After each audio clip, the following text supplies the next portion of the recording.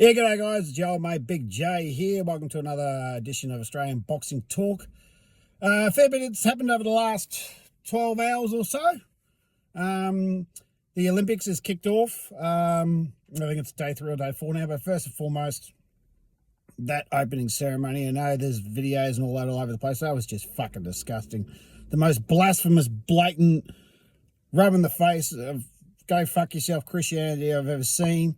And if that was any other religion, we know that Paris would be basically in ashes by now.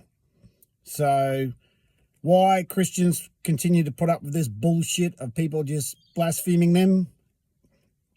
I mean, I'm not a religious man, but by any stretch of the imagination, if I was there, I would be causing some problems. So, because that's just flat out ridiculous. You know, what the fuck has some blue Smurf guy got to do with the Olympics? Or some fat chick with a bunch of trannies standing around? What's that got to do with the fucking Olympics? Nothing. They just want to push their queer fucking agendas on us. And it's time to get back to the days of where these people were not even seen. They were, you know. Anyway, let's not even go into that. It's fucking disgusting. Anyway, on to the boxing. The Olympic boxing. I'm only going to watch the boxing because otherwise I'm calling for a complete boycott of the Olympics. I'm not interested. Anyone involved with that should be a bloody shame of themselves. And my personal opinion, the entire Australia team should get on a plane and come over and say, we want nothing to do with it. It's not worth it. And having said that, we've already had 2 fighters. I think in the women's lightweight, the girl's name I think is Tszyu McDonald or Tara McDonald. She lost. She bowed out in the first round in lightweight. And our biggest prospect, Harry Garside, who did win a bronze medal at the Tokyo Olympics back in 2021, out in the first round. He lost to a Hungarian bloke last night. Unanimous decision. All the judges gave it to the Hungarian bloke, and Harry Garside just got counted all night. He's got no power. His footwork and all that was good. But he's got no power, and the reason he's got no power is he's got no legs. Look at his legs. They're literally chicken legs.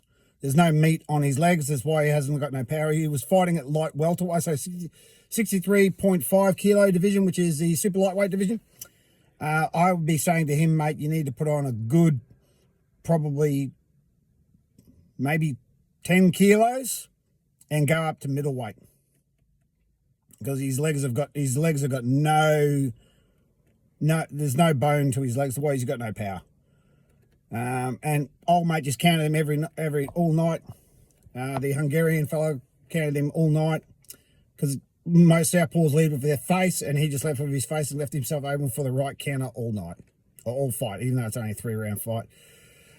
So Harry Garside, I really think was nothing but a hype job. I think everyone got behind him because he got his because he got his bronze medal at the Tokyo Games, had 3 professional fights, fought low-level competition, didn't really look that flash in any of his fights. Seems these days he's more interested in being a celebrity than actually being a boxer because he went on that stupid, I'm a celebrity, get me out of him. Like, mate, you've been around for 3 seconds. Those shows are reserved for people who have actually done something in sport, right? Have had careers that are 20 years long, not 20 minutes, or actual celebrities, not some kid who went to the Olympics, won a bronze medal. Yeah, okay, that's a fantastic achievement, but in the scheme of things, mate, no one cares. Right? Everyone will forget who you are in a month. So, and had 3 fights, and the biggest thing you did in boxing is that Johnny Lewis told you to, go away because you were too busy running around being a celebrity. And Johnny Lewis is our most famous boxing coach. Coached the likes of Jeff Hitman Hardy, Jeff Fennick, Tszyu. I'm sure there's a couple of others in there. And then the man's, if not already 80, pushing 80. And he saw that Harry Garside was too busy mucking around instead of focusing on what he's doing, which proved last night, because he should have easily beat that Hungarian bloke. But yeah, it's proved that Harry Garside, not much going on. And if he turns back pro, which I don't think he will, I don't think he's anything going on for him. I'm more than happy to be proven wrong, but to go to 2 Olympics and get knocked out in the first round, considering you won a bronze medal at the last one, all right? proves that you're just not as good as you think you are. It's as simple as that. Most people who go back do better than what they did last time. So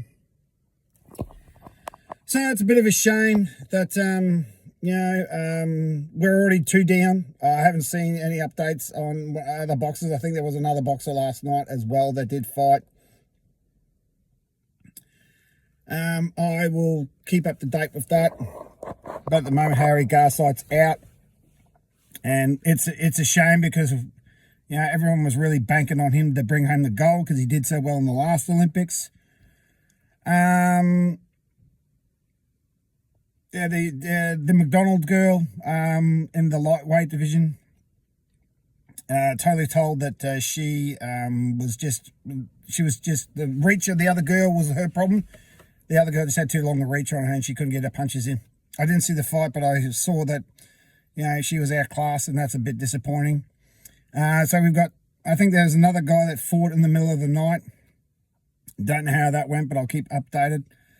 And the other thing that's happened in Australian boxing is Mick Zerafa has teamed up with Glenn Rushton to find some way to defeat the Tszyu brothers. So Mick Zerafa has obviously stuck his head up again.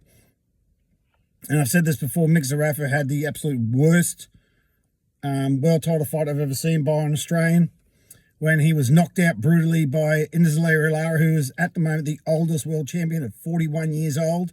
And Tszyu absolutely leveled him in less than 2 rounds. So Mick Zerafa looked absolutely terrible in that fight. And now he's trying to get a fight again with Tszyu. How's that going to happen? I don't think it will. But at the moment, he's fighting on the Nikita Tszyu Kalmazudia card, which is, mind you, a bloody good card. Not worth $70, but it is a good card. It's a very good card. You've got main eventers Kalmazudia versus Nikita Tszyu.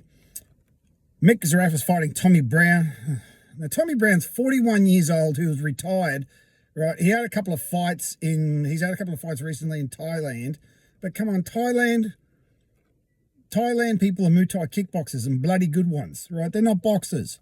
So, last 2 fights that Tommy Brown's had against guys whose names I can't pronounce. The last bloke was 15-15. So 15 wins, 15 losses. The guy before that was 6-4. So, if Mick Zerafa doesn't obliterate Tommy Brown, who's 41 years old, way past his best, got knocked out by Mundine back in 2018. Mundine knocked him out in 2 rounds, and Mundine was in his 40s at the time. Right? If Mick Zerafa doesn't obliterate Tommy Brown within 2 rounds, it's going to look bad for Mick. It really is. I mean, the plan is that Mick is going to fight Tommy Brown because there's been a 3-fight deal. He's going to fight Tommy Brown first, then Nikita, then Tim. I don't see that happening, but I think this is what will happen. Nikita will fight Kalmazudia, beat Kalmazudia, then have another fight, and then fight Mick. I think Mick's going to fight Tommy Brown, then fight Kalmazudia, and then fight Nikita. I don't think there's any way in hell Mick Zerafa is going to get the Tim fight.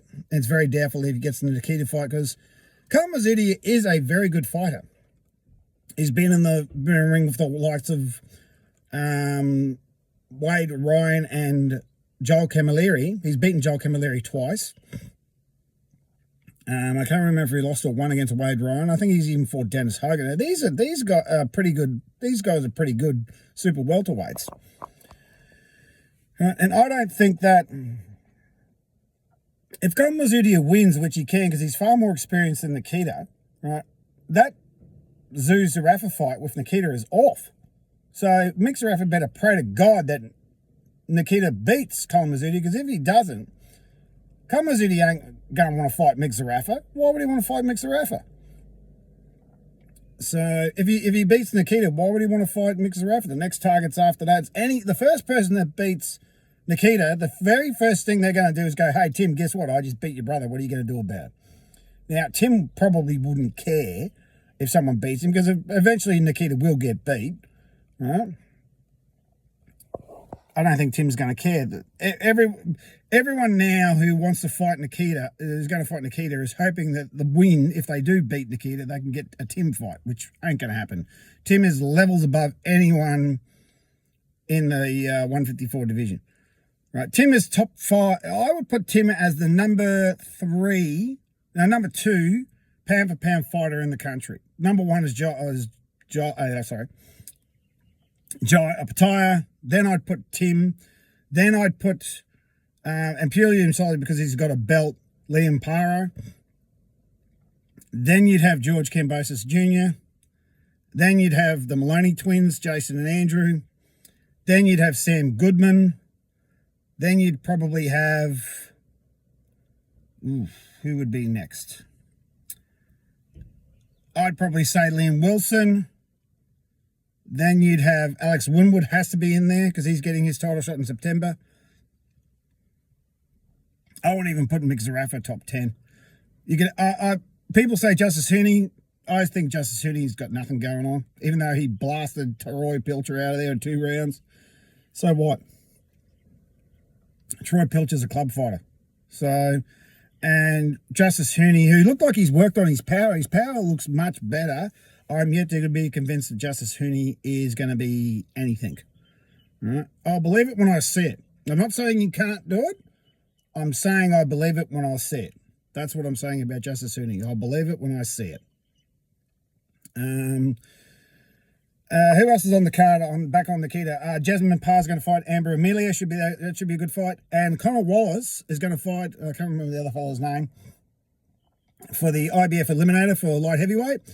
That's interesting because Connor Wallace is a Mick Francis Tasman Fighters fighter. So I don't know how they got him. Maybe he's left No Limit to get this fight. So he's left Tasman to get this fight. So that's interesting. That's probably going to be the fight of the night, without a doubt. So if it's not Nikita versus Komazudia, it's going to be Connor Wallace versus this other fellow whose name escapes me. I can't remember his name. So that's going to be a very interesting fight card. That's only 4 fights, and those are 4 very significant fights. So I think No Limit's putting on a very, very good card. Very, very good card, right? On Wednesday, 28th of August. So I'm looking forward to that very, very much. So what else is going on? Oh, yeah, Tim announced on the September 22nd that it would be taken on possibly Erickson Lubin, but that's all gone to buggery because Erickson Lubin has pulled out due to medical reasons. Not quite sure what's going on there. I don't think Tim fights on September 22nd unless they can get Bakram Murtazaliev, who's currently the IBF title holder, or the rematch with Fendora, because I've also heard rumours that Errol Spence is out of the fight with Fendora. He shouldn't be getting it in the first place. Fendora should be fighting Tim in the rematch. That's what needs to happen. Fendora needs to fight Tim in the rematch. Fendora snuck through the back gate, got the opportunity that he thoroughly didn't deserve, because he got the piss kicked out of him by Brian Mendoza. Okay. People that watch that fight, Fendora was winning every round of that fight until he got caught by Mendoza, but that's besides the point. How the hell can you get a title shot for a unified, not just 1 belt, but 2, right? A unified title belt when you lost your last fight and you got knocked out in the 7th round and knocked out badly. So that's complete fucking bullshit. Sebastian Fendora should man up and go, well, I got the opportunity through because I snuck through the back gate. The least I can do is show my appreciation and give Tim his rematch, because in the rematch, Tim would obliterate him. If it wasn't for that cut, Tim would have knocked him out inside of 5 rounds. So it's as simple as that.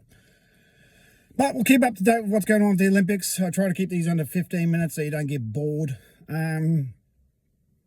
Lots more going on. I'll probably keep these videos maybe 2-3 times a week. I'll keep up to date with the Olympics, but I'm not, unless someone comes out of nowhere and wins a medal, I don't think Australia has any real hope of getting one, because the competition, especially from the East Europeans, and once they go up against the Yanks and the Cubans and any of the Latino fighters, they haven't got a hope. So we'll see what happens. Right, thanks for tuning in. Like and subscribe. Your old mate Big J, Aussie Boxing Talk.